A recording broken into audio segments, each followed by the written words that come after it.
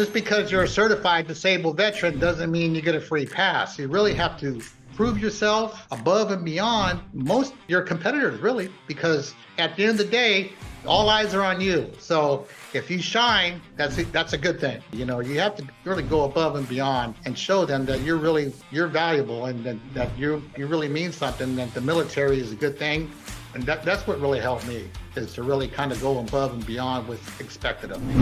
Welcome to the 7 Eagle Group podcast, your home for inspiring stories, valuable tips, and great advice from hard-charging veterans so you can lead a more rewarding and lucrative post-military career. Hey, everybody.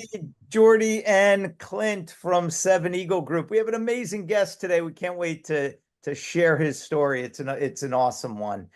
He spent some time in the Army Signal Corps, working on all aspects of line construction when he left the military, went on to become president and CEO of Sigtel. They're based out of Newport Beach. They are an electrical testing, commissioning, and engineering company doing some amazing work out in Cali. He is, as I mentioned, a big supporter of hiring veterans, has won numerous awards for his company, has been recognized all over California for the incredible work they do for the military community. So please welcome Rob Morrow. How are you? Hey, everybody. That is an amazing mustache. Oh, thank you. Thank you for having me, fellas. I really appreciate it. Does anyone ever not bring that up right away when they meet you? Yeah, they do. I've heard it all, though. Yeah. The Raleigh fingers from my day. I love it. Yeah. So, Rob, thank you so much, man. We appreciate you taking some time out of your day to chat with us, to share a little bit of your experience, to offer some advice to our transitioning service members and veterans who are helping with their careers. Tell us a little bit about your experience in the Army Signal Corps. What was that experience like for you? How did that prepare you for life after service? Sure. So I joined the military, the Army, in 1979, stayed till 1988. From there, I enlisted in the Signal Corps in communication and went to Fort Gordon, Georgia, and then Fort Jackson, and then the transition to Fort Gordon, Georgia for AIT.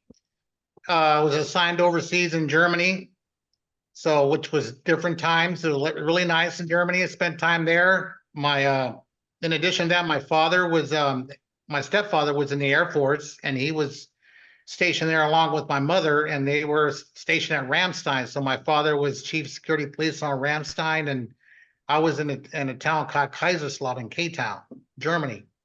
So I was assigned to a field artillery unit, got to spend some time, travel around.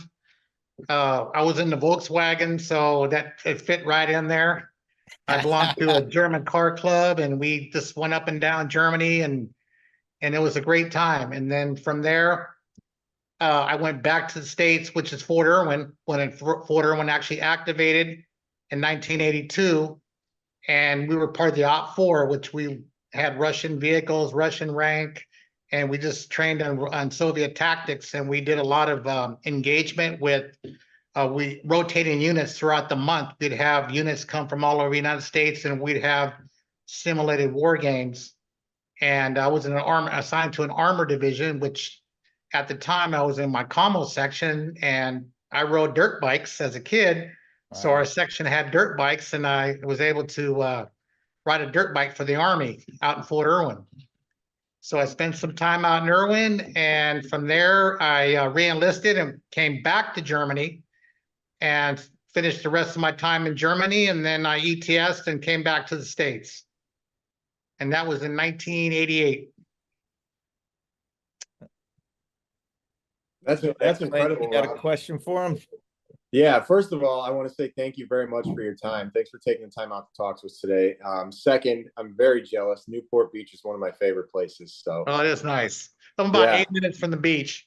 That's amazing, because I'm in Chicago and it's 30 degrees. So I appreciate that. I think my main question for you would be to start with, you were in the Signal Corps in the Army, and now you run Sigtel. What was it about being in the Signal Corps that propelled you basically to continue that for the rest of your career and life into growing it into what Sigtel is now?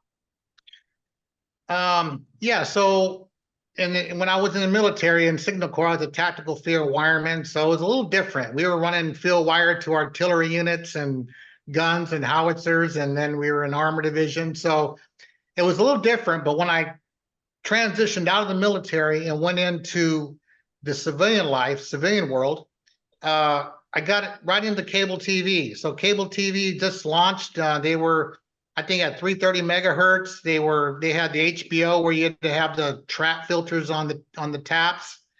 It was a little different time. So I got hired on as an installer, and then from there I transitioned to a service technician, and then from there I went into the contracting side of the business. After several years in the cable TV in-house, per se in-house as an employee, transition into contracting. And then what I did is I transitioned into line construction, which is actually placing fiber optic cable either on the telephone poles or in manholes. Did that for quite a while. And then in 1995, I started my company and hired a group of guys, and we did a 400-mile rebuild for Time Warner Cable, and then from there it just took off. As cable TV evolved into the telephone industry and then fiber, it was a good experience. Having that opportunity to bring in fiber optic cable into the communities and businesses. So it was a great experience. Good for you. Why do you choose to hire veterans for your business? I know you rely on them a lot. What is it about a veteran that adds value and to what you do every day at Sigtel? Well, I think,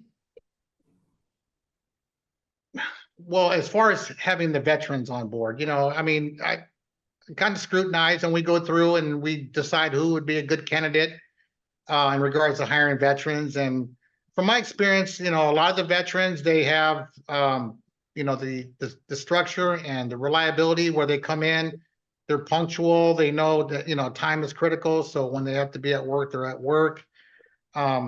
So for the most part, it's they take not orders, but I should say they take their assignment very well. And I try not to make it like a military structure. It's more civilian life, but there's still the camaraderie of the other veterans. And from what I've experienced in the past, especially a lot of the Iraq veterans, they would have that camaraderie where they would talk and kind of vent, and it was more like a healing process, for them.